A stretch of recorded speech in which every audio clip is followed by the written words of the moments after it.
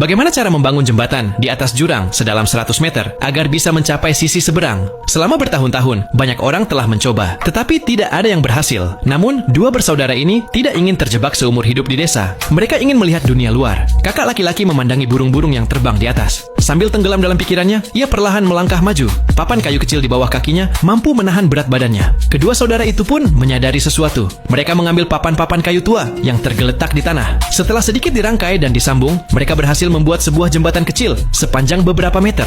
Setelah mengikat jembatan itu dengan kuat, kedua saudara tersebut perlahan maju. Jembatan itu mampu menahan berat mereka berdua. Namun, karena berkali-kali mengalami kegagalan, penduduk desa kini sudah kehilangan kepercayaan. Hanya seorang gadis kecil yang masih percaya kepada mereka. Kedua saudara itu tidak mengecewakannya. Mereka memilih sebuah pohon kering sebagai penopang. Setelah bekerja keras selama beberapa hari, mereka menjatuhkan sebuah batu besar ke bawah. Jembatan pun perlahan terangkat. Kini setengah jembatan telah selesai, tetapi untuk sepenuhnya mencapai sisi seberang, masih tersisa jarak yang cukup jauh. Di depan tiang batu yang berada di tengah, tidak ada penopang sama sekali. Tiba-tiba angin kencang bertiup, disusul dengan guruh. Hujan deras pun mulai turun. Penduduk desa berlarian masuk ke rumah masing-masing. Hanya gadis kecil itu yang tetap berdiri di luar dengan penuh harapan. Dengan suara petir yang menggelegar, tali tiba-tiba terputus. Angin menghempaskan kanvas ke atas. Jembatan pun mulai terangkat.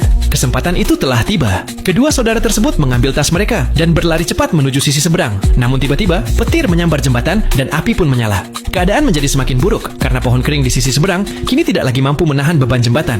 Tali-tali mulai putus. Jembatan berguncang dengan hebat. Tanpa berpikir panjang, gadis kecil itu berlari dan menarik tali sambil memegangnya erat. Namun, kekuatannya tidak berarti apa-apa di hadapan angin dan hujan. Tiba-tiba, pohon kering itu perlahan-lahan mulai berdiri tegak. Sebenarnya, seluruh penduduk desa kini telah datang untuk membantu. Di sisi lain, jembatan kembali perlahan terangkat. Kini kedua saudara itu sudah sangat dekat dengan sisi seberang. Namun saat itu juga, kilatan petir melintas tepat di jalur adik laki-laki. Sang kakak melompat dan berhasil mencapai sisi seberang. Ia menoleh ke belakang, mengulurkan tangan untuk meraih adiknya. Tetapi karena angin kencang dan hujan deras, sang adik terpeleset. Setengah tubuhnya tergantung di luar jurang. Api di jembatan semakin membesar. Harapan penduduk desa perlahan mulai sirna. Tak lama kemudian, akibat api tersebut, seluruh jembatan patah dan runtuh ke bawah. Semua orang pun diliputi keputusasaan. Namun tiba-tiba terlihat cahaya merah di langit. Itu adalah suar sinyal yang dilepaskan oleh kedua saudara tersebut. Mereka telah berhasil. Penduduk desa berteriak kegirangan. Tetapi mereka tidak tahu bahwa itu sebenarnya adalah suar sinyal kedua yang dilepaskan oleh sang adik tepat sebelum jatuh ke dalam jurang. Ia tidak berhasil mencapai sisi seberang, tetapi ia tidak ingin mengecewakan siapapun.